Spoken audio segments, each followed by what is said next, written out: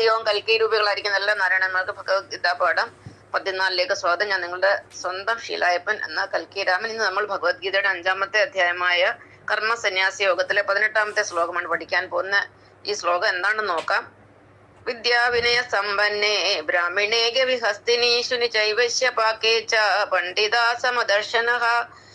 ഈ ശ്ലോകത്തിൽ ഭഗവാൻ ഒരു ജ്ഞാനി, അല്പജ്ഞാനി അഥവാ യോഗി അല്ലെങ്കിൽ ഒരു അവതാരത്തിന്റെ ലക്ഷണമാണ് പറയുന്നത്.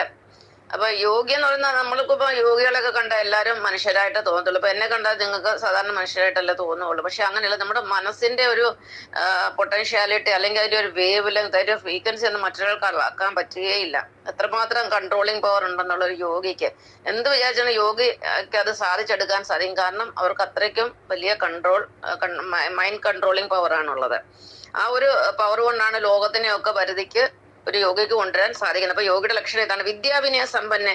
യോഗിയെ സംബന്ധിച്ചിടത്തോളം ആത്മവിദ്യ, അതായത് ഈശ്വരനെ കുറിച്ചുള്ള ശരിയായ അറിവ് ഒരു യോഗിക്ക് അഥവാ ആത്മജ്ഞാനിക്ക് ഉണ്ടായിരിക്കും. അതാണ് വിദ്യ. വിദ്യ എന്ന് പറയുന്നത് നമ്മൾ ഈ സ്കൂളിൽ പഠിക്കുന്ന, കോളേജിൽ പഠിക്കുന്ന വിദ്യാഭ്യാസമല്ല, ഭൗതിക വിദ്യ അല്ല, ആത്മവിദ്യ. ആത്മവിദ്യയിൽ അതീവ പ്രാവീണ്യമുള്ള ഒരാളായിരിക്കും. പിന്നെ മറ്റ് വിദ്യാഭ്യാസവും ഉണ്ടായിരിക്കും, നല്ല വിദ്യാഭ്യാസം ഉണ്ടായിരിക്കും. ആത്മവിദ്യ രണ്ടും ഒരുപോലെ സ്വായത്തമാക്കിയ ആളാണ്. വിനയമാണ് ഏറ്റവും പ്രധാനമായിട്ട് യോഗിയുടെ അല്ലെങ്കിൽ ഒരു ജ്ഞാനിയുടെ ലക്ഷണം. ജ്ഞാനിക്ക് വിനയമുള്ള പോലെ വേറെ ഭൂമിയിൽ ആർക്കും വിനയം ഉണ്ടാകത്തില്ല. ഒരു ഉദാഹരണം പറഞ്ഞാൽ, യേശുക്രിസ്തു തന്റെ 12 ശിഷ്യന്മാരുടെ കാല് അന്ത്യത്താഴ സമയത്ത് കഴുകുന്നുണ്ട്.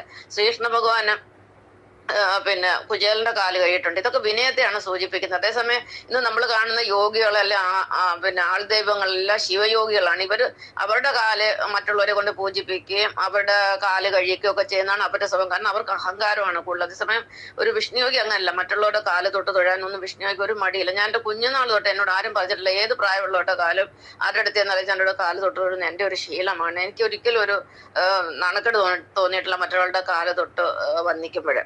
അപ്പൊ വിനയമാണ് ഏറ്റവും വലുത്. പിന്നെ വിദ്യാവിനയ സമ്പന്ന. അപ്പൊ വിദ്യയും വിനയമാണ് സമ്പത്തും. ബ്രാഹ്മണേ ഗവി ഹസ്തിനി. ബ്രാഹ്മണനെയും, ഗവി എന്ന് പറഞ്ഞ പശു, ഹസ്തിനി എന്ന് പറഞ്ഞ ആന, ശുനി എന്ന് പറഞ്ഞാല് ശ്വാനൻ അഥവാ നായ, ചൈവശ്യ പാക്കേച്ച എന്ന് പറഞ്ഞ ചണ്ടാളൻ. അപ്പൊ ഇവരെല്ലാം ഒരുപോലെ സമമായിട്ട് കാണുന്ന ഒരാളാണ് യോഗി അഥവാ ജ്ഞാനി എന്ന് പറയുന്നത്.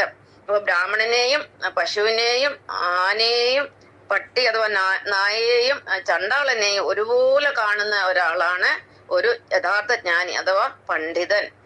അദ്ദേഹത്തിന് നമ്മൾ സമദർശിനി എന്നും പറയുന്നു. സമദർശന, എല്ലാവരെയും സമദർശനത്തോട് സമമായി ഈശ്വരനെ കാണുന്ന ആളാണ് ജ്ഞാനി.